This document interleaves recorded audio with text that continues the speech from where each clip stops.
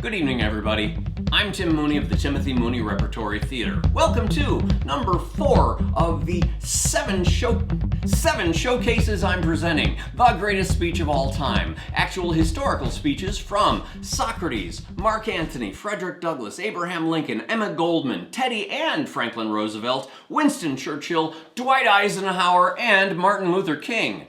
I've got 2 more of these 15-minute showcases yet to go, tomorrow and Monday at 6:45, and one final live full-length show on Monday, 9 p.m. of my very first one-man play, Moliere Than Thou.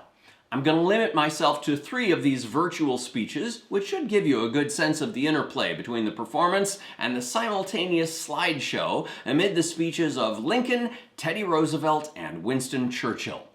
In-person performances run $1,295 plus lodging. Virtual performances are roughly half that amount, $695, with obviously no lodging costs and many more options in terms of scheduling. I'm watching this video along with you, so feel free to ask questions on the chat below or check in with me back at my virtual booth after the show is done. And now, the greatest speech of all time, featuring Lincoln, Roosevelt, and Churchill.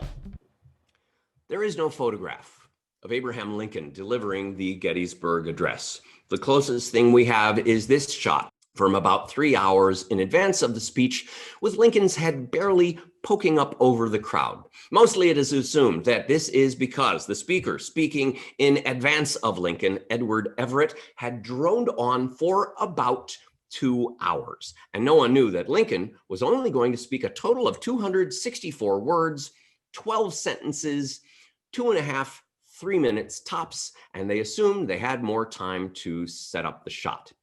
Which makes this commercial from Ancestry.com more than a little bit ridiculous, as it encourages you to fantasize about the grand possibility that you might somehow discover yourself in some way related, not to the great emancipator himself, but rather that bungling photographer who screwed up the most important shot of his generation.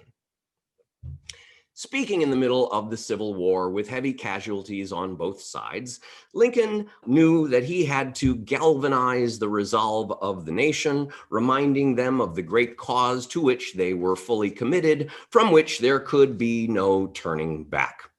At first, the speech received mixed reviews, with the Chicago Times calling it silly, flat, and dishwatery, while the Springfield Republican called it a perfect gem, a speech which would serve future study as the model speech.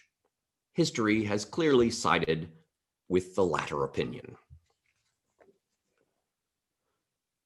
77 years ago, our fathers brought forth on this continent a new nation, conceived in liberty and dedicated to the proposition that all men are created equal. Now we are engaged in a great civil war, testing whether that nation or any nation so conceived and so dedicated can long endure. We are met on a great battlefield of that war.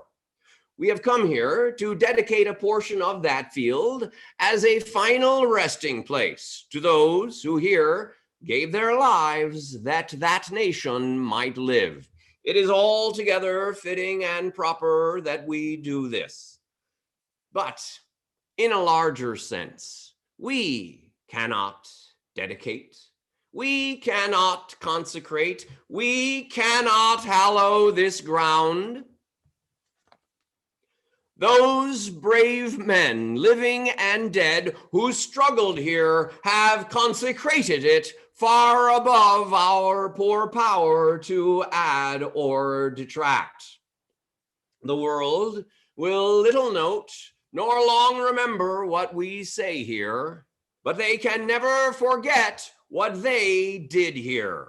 It is for us, the living rather, to be dedicated here to the unfinished work which they who fought here have thus far so nobly advanced. It is rather for us to be here dedicated to the great task remaining before us, that From these honored dead we take increased devotion to that cause for which they gave the last full measure of devotion.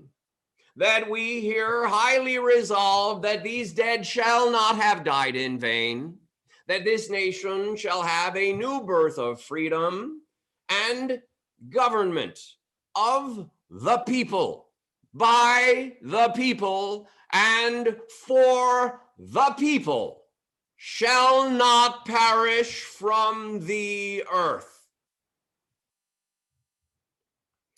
I went surfing to find Teddy Roosevelt's famous square deal speech, and I stumbled across a list of Roosevelt speeches, which included a link to one that was so curious I had to chase it down and read it, and I knew right away this was the speech that I wanted to perform. It's a speech that continues on for an extreme length of time, extreme in light of the incident that immediately preceded the speech, and it is the references to that incident that I would like to perform here tonight. We'll take advances in the slides just to give a gentle reminder of the ongoing progression of time. Speaking in 1912, after already having served as president for nearly 2 full terms from 1901 to 1909, Roosevelt was here getting back into politics, this time not as the leader of the Republican Party, but rather that of the newly formed Bull Moose Party. Friends, I shall ask you to be as quiet as possible. I don't know if you fully understand that I have just been shot, but it takes more than that to kill a bull moose. But fortunately, I had my manuscript. So you see, I was going to make a long speech, and there is a bullet. There is where the bullet went through, and it probably saved me from it going into my heart. The bullet is in me now, so I cannot make a very long speech, but I will try my best. I have altogether too many important things to think of to feel any concern over my own death. And now, I cannot speak to you insincerely within 5 minutes of being shot. I am telling you the literal truth when I say that my concern is for many other things. It is not in the least for my own life. I want you to understand that I am well ahead of the game anyway. No man has had a happier life than I have led. A happier life in every way. I have been able to do several things which I very much wish to do, and I am interested in doing other things. I can tell you with absolute truthfulness that I am very much uninterested in whether I am shot or not. I don't know anything about the man who shot me today. He was seized at once by one of the stenographers in my party, Mr. Martin, and I suppose is now in the hands of the police. He shot to kill. He shot, the bullet went in here. I will show you. Friends, I'm going to ask you to be as quiet as possible, for I am unable to give the challenge of the bull moose quite as loudly. Now, I do not know who he was or what he represented. He was a coward. He stood in the darkness, in the crowd around the automobile, and when they cheered me and I stood up to bow, he stepped forward and shot me in the darkness. Now, I do not know, as I say, anything about him, but it is a very natural thing that weak and vicious minds should be inflamed to acts of violence by the kind of awful mendacity and abuse that have been heaped upon me for the last 3 months by the papers in the interest of not only Mr. Debs, but of Mr. Wilson and Mr. Taft. Now, friends, I am not speaking for myself at all. I give you my word, I do not care a rap about being shot, not a rap. I am not sick at all. I am all right. I cannot tell you of what infinitesimal importance I find this incident to be as compared with the major issues at stake in this campaign. My friends are a little more nervous than I am. Please do not waste any sympathy on me. I have had an A1 time in life, and I am having it now. I am all right. I'm a little bit sore.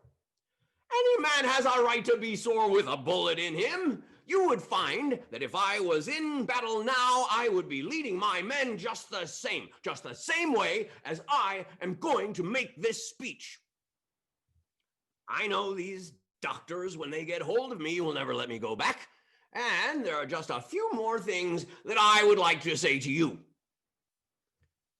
At which point he continues on for almost another hour, cheering on the labor unions, railing against the monopolies, the tobacco trusts, Standard Oil, the general spinelessness of Woodrow Wilson, before finally allowing himself to be taken off to the hospital, where the X-ray reveals that the bullet is too close to the lungs to operate, and so he winds up carrying it within himself for the remainder of his life, another 7 years.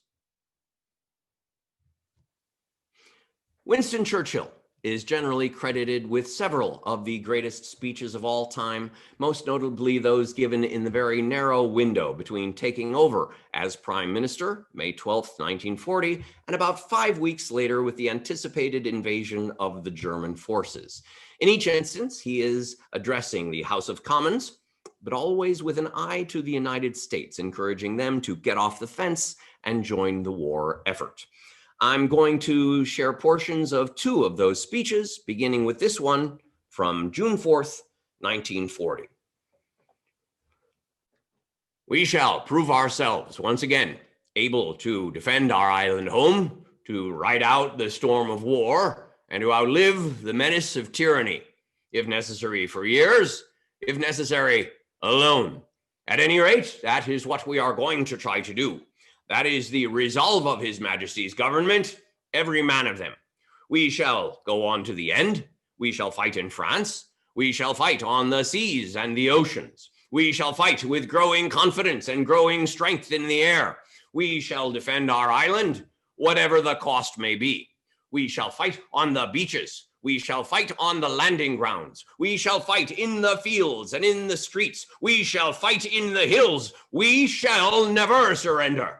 And even if, which I do not for a moment believe, this island or a large part of it were subjugated and starving, our empire beyond the seas, armed and guarded with the British fleet, will carry on the struggle until, in God's good time, the new world with all its power and might steps forward to the rescue and liberation of the old.